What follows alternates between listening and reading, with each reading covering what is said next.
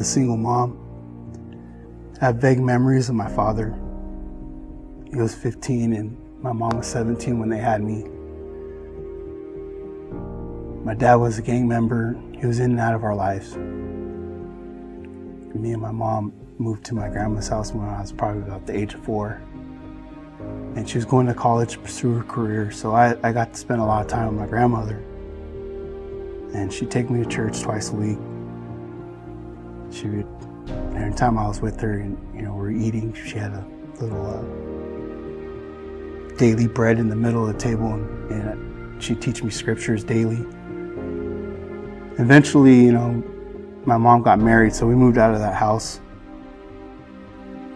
And she still made it a point to come pick me up every Sunday. She knew that I was a kid with that just full of hate. I hated my mother. I hated this man she married. I hated my siblings. She just wanted to, plant the seed in me, try to teach me how to love. So last week, got a hard case of reality. I wanted to reach out to my grandmother. I alienated myself with my drug use, and it's kind of kept away from the family. And we sang "Stand Up for Jesus." It made me think of her. So I gave her a call, and my grandfather answered the phone, and he's trying to fill me out, see what kind of state of mind I was in. And I was just letting him know that we sang that song and that I've been baptized, and he was happy to hear that I was going to church. But he said, "You haven't heard the news?" And I said, "No, what's up?" And he told me that my grandmother had passed away in February. And I broke down, broke down crying. And I was about to go to the liquor store and went to grab my keys. And my keys were on top of my Bible. And I set my keys to the side, and I said, "You know what, I rebuke you, Satan." And I cracked open the Bible and I said, "Today my grandma gets the victory." And just started reading. And still, I was, breaking down a little bit here and there, but I know the truth now. I know she's in heaven and she's not suffering here on earth anymore.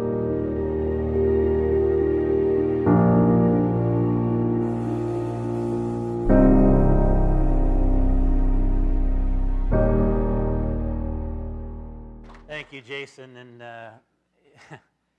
that really reminds us, doesn't it, that the tests that we face in life, they can be brutal, to say the least. And yet, the victory that takes place when we come out on the other end almost, if not, makes it worth it. It gives us a story to be able to come out on the other end. It's that A+ that you get on the test when the test is over. Or at least, it's the B you got, right?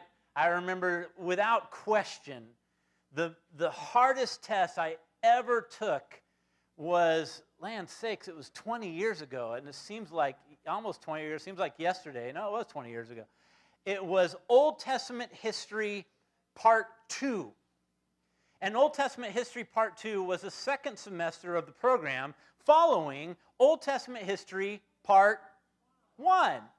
And all through Old Testament History Part 1, our professor, I love this guy, he's one of my heroes, but he spent the entire semester scaring us to death of the final, well, actually of any test that we were going to take, but especially of the final that was going to take place at the end of Old Testament History 2, 6 months later.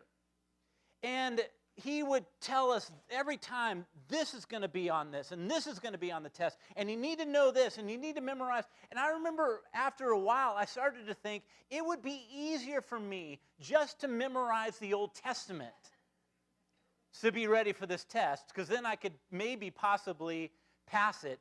And he was so emphatic about it. I started to think after a while that he's probably doing this on purpose in order to scare off people who aren't ready to hack it.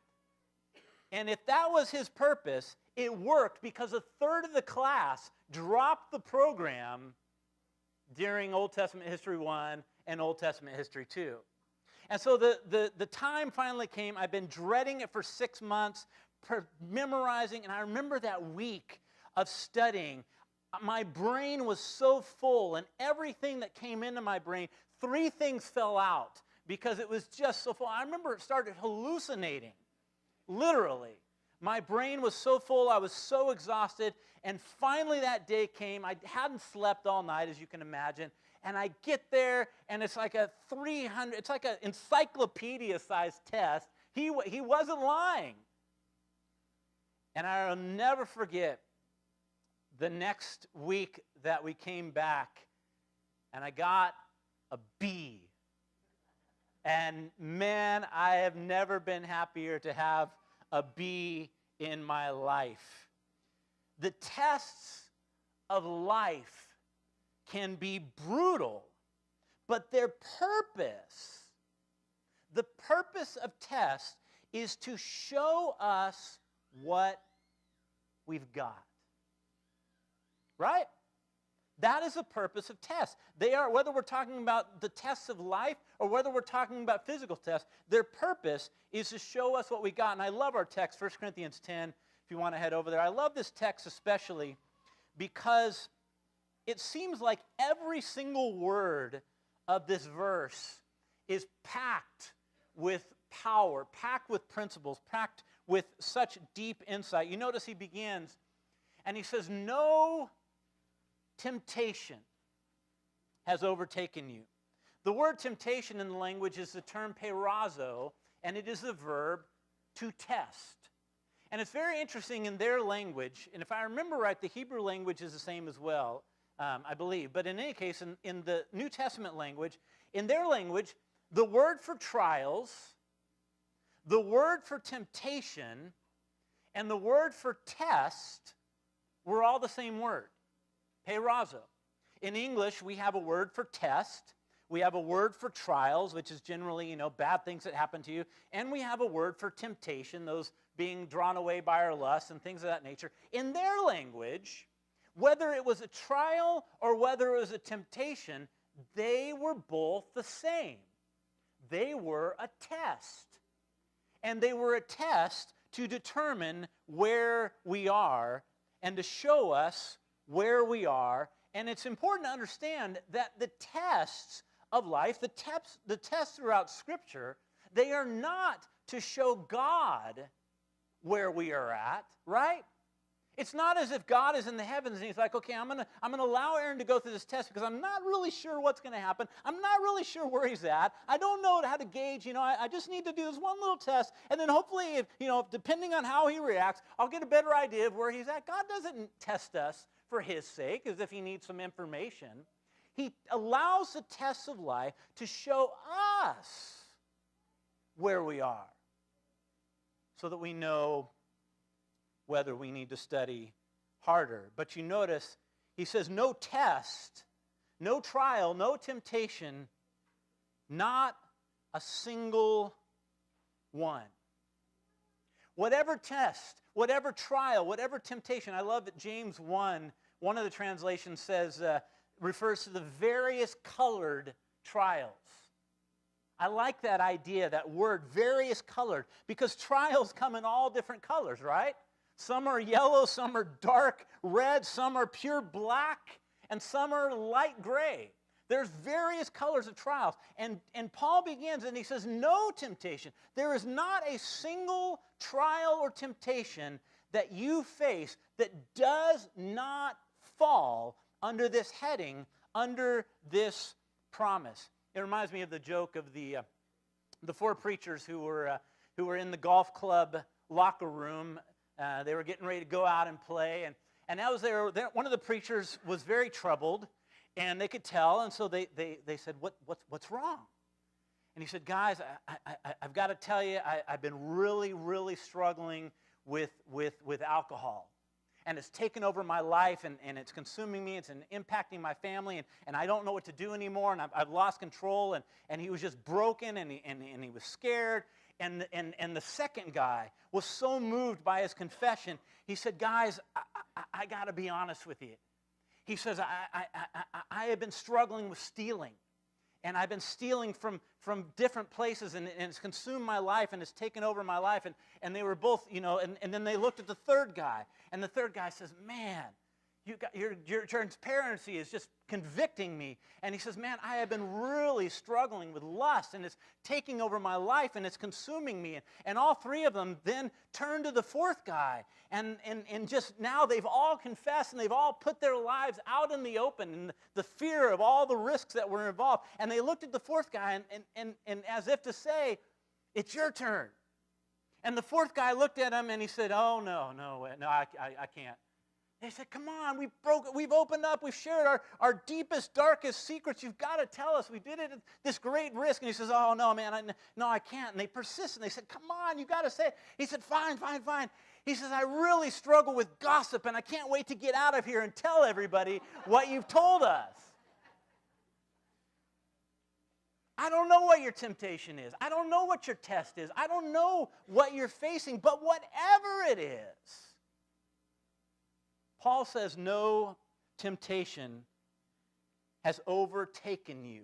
That Paul in the language personifies temptation as if temptation were a person, and it was this mugger that was hiding out in the shadows in the dark alleys, and as you're passing by, it jumps and leaps upon you and tackles you and takes you to the ground and holds you down and pulls your wallet out of your pocket or your purse. And it's this picture of personifying temptation as if it's attacked you and it's come upon you. And if you know what that's like, you've been there. You may be there right now. Those times, Jason, I think you could know that Jason was there.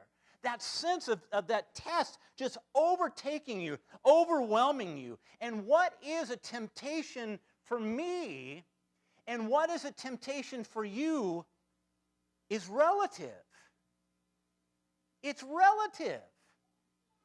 That whatever it is that is a temptation for me, it might be severe, or someone else may say it's light, or vice versa. It's all relative. It is that scenario, that test, that overtakes me, that seizes me, that jumps upon me from the alley. That, whatever that is a test of life. However, he says, no temptation has overtaken you except such as is common to man.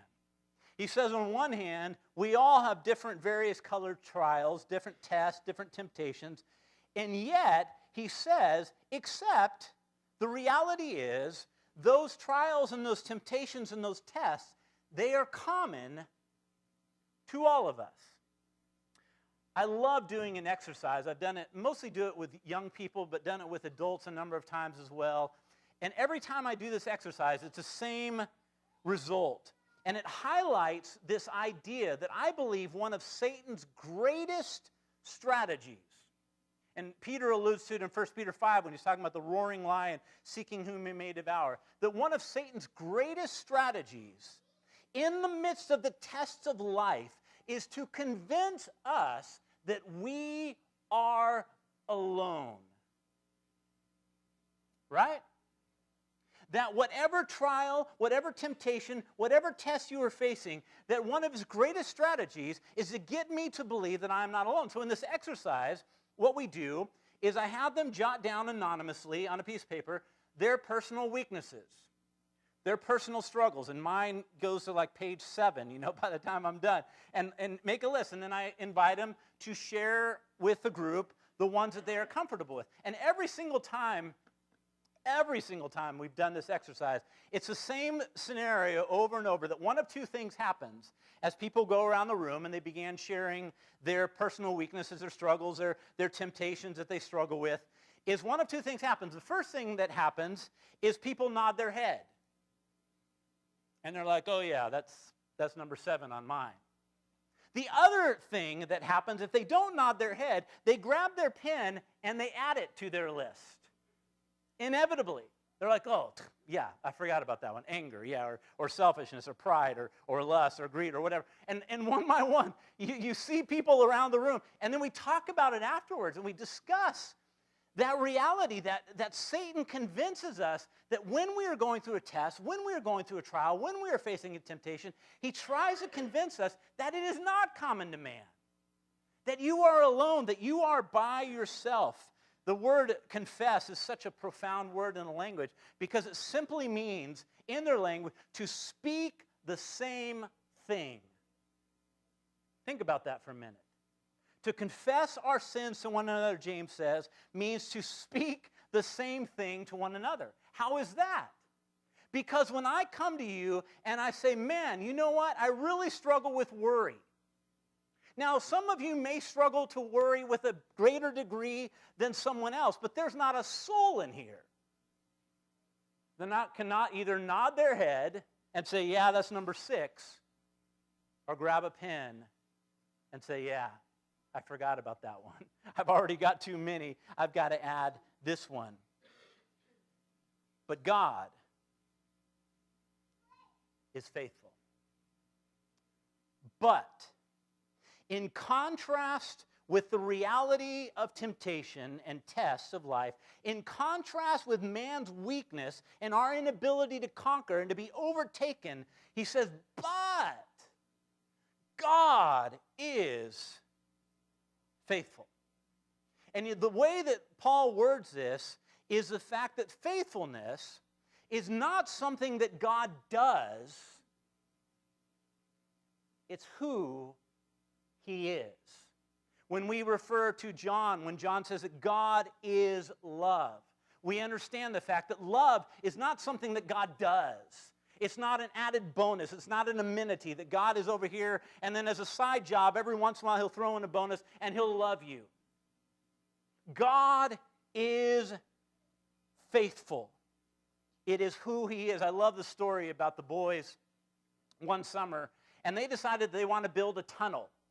And so they all brought their shovels from home. They were about 8 or 9 years old, and they dug this 50-foot long trench in the dirt. And then they found scraps of plywood and wood and around the neighborhood, and they covered up this long 50-foot tunnel, and then they threw dirt and weeds on it so that, all that you had was 2 holes at either end. And then they finally, they've been working on it for weeks. They finally got it done, and they all looked at each other and said, all right, who's going to go first?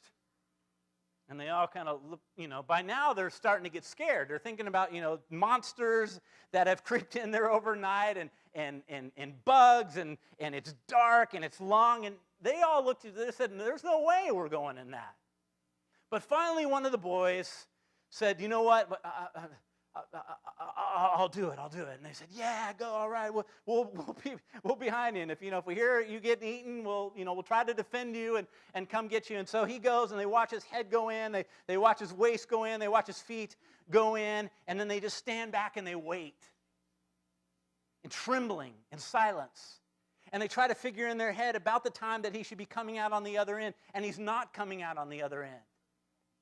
And they don't hear anything. They don't hear screams, so they're thankful for that. But they wait, and they watch, and they're getting so scared, and they're getting so fearful that they finally decide, we need to run and get help. He's been eaten alive by a monster. And just about the time they're to turn around and run back to get their parents, they see a fist come out on the other end. And then they see his head come out, and he jumps up, and he says, I made it. And they all run, and they jump in, and they do it. Paul is saying that our God is at the other end of that dark tunnel, and he's got his fist in the air, and he's saying, I am faithful. I did it. I'm here. That darkness, that tunnel that you're going in, that you were afraid of, that you're frightened of, that you're wondering, how on earth am I ever going to get through this tunnel? God is saying, I am at the other end. I am here. And he says, who will not allow you to be tempted beyond what you are able. Paul is making a very critical point here in this phrase, who will not? And it is this. our God is either unfaithful, and if he is unfaithful, you and I might as well go fishing. We might as well give up. Either he is unfaithful and we are hopeless, or he is faithful and he will not allow you to be tempted beyond what you're able.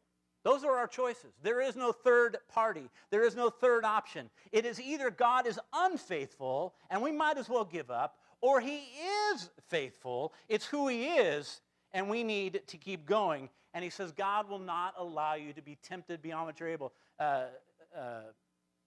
Will alluded to this in Job, when this idea, this profound theological concept of God that you see throughout Scripture. You see it in the book of Job, when Satan came to God and said, can I test your servant Job? And God says, I will allow you to test my servant Job, but only this much. You see the same thing with Peter. When Jesus says to Peter that Satan has asked permission to sift you like wheat, but I have prayed for you that when you are done, you may strengthen your brothers. This biblical picture, this theological picture, is that the devil is the tempter. James chapter 1, let no one say that they are being tempted by God. The devil is a tempter, but God is the sovereign. The devil is the tempter. The devil is the one who brings these tests upon us. But it is God who is in sovereignty, who is in control, and that the devil intends the test for harm, but God intends the test for good. You remember in James 1 in that context, he says, every good and perfect gift comes from the Father of lights. Do not think, James says, that when you're being tested, that you're being tested by God. You are being tested by the tester. But understand that my intent in allowing that test is for your good. It is a good and perfect gift to show us where we are. And he says he will not allow us to be tested beyond what you're able. I love Exodus 13, verse 17, where God is getting ready to deliver the Israelites out of Egypt. And the text says that God chose a different route than was the normal route to guide the Israelites out of Egypt, because he says that he knew that if they went this way, they would probably fall and go back to Egypt. And so God sent them on a longer path, maybe even a more difficult path, because of the fact that he knew their weakness and he understood what they were capable of. And so instead of sending them on this route that may have been easier, but he knew they'd probably fall, he sent them a different path. I love what Mother Teresa said. She says, I know that God will not give me anything I can't handle. I just wish he wouldn't trust me so much. Right? I mean, you've been there. You hear those words. I hear those words. And when things are good, it's like, yeah, sure, Paul. Yeah, amen. Great thought. That's a great point. Yeah, you will not allow us to be tempted beyond what you're able because you're faithful. And yeah. But then you get into those trials. You get into those tests. You get into Old Testament history too, and you're listening to your professor say over and over and over again, this is going to be so hard. And you get in the midst of the test, and you start studying, and you start saying, there is no human way that I can face this test. It is beyond me. You've been there. And it is then that Paul's words echo to say, but God is faithful, and he will not allow you to be tempted beyond what you are able, despite how we may feel. I love the story about Arnold Schwarzenegger, who was supposed to be spotting one of his buddies, and this guy had, I think it was like 600 pounds. Is 600 pounds realistic, Jeff? I don't remember. I think it was. Sounds like a lot. For you, for Jeff, it's nothing. And so anyways, this guy had 600 pounds, and he's like this, and he's like, help! I can't get it off me! And Arnold stepped back, and he said, you can do it. And the guy said, no, I'm going to get crushed here. He says, you got to help me. And Arnold said, no, you can do it. And eventually, he did it. And without his help, he got the poundage, the weight off of his chest and put it on the bar. Now that, whether you're Arnold Schwarzenegger or Jeff Kryle, that is dangerous. But you give Arnold some credit that he probably knows what he's doing. He probably knew what this guy was capable of. He was smart enough to know and had enough experience that he probably had a good guess. You can do it. We're not dealing with an Arnold Schwarzenegger, as skilled as that guy is. We're dealing with a God who knows exactly how much weight you and I can handle. And that God, who is all-wise and all-knowing, looks at us in those times and he says, Aaron, I would not allow those 600 pounds to be on your chest if I did not know that you can lift it. I know you can, and therefore I trust you. But with the test, with the temptation, God will also make the way of escape. God will also leave our keys on our Bible, so that when we reach for those keys to drive our car into whatever our temptation is, God will say, and put those keys in that Bible as if to say, here's your chance. Here's your cue. Here's your escape. And you notice verse 14, what's the very next thing he says? Therefore, flee. In light of the fact of God's faithfulness, in light of the fact that he is sovereign, in light of the fact that no temptation, no test, no trial does not fall into this heading, that you can bear it, you can endure it, and that he will provide a way of escape, Paul says, therefore, run, flee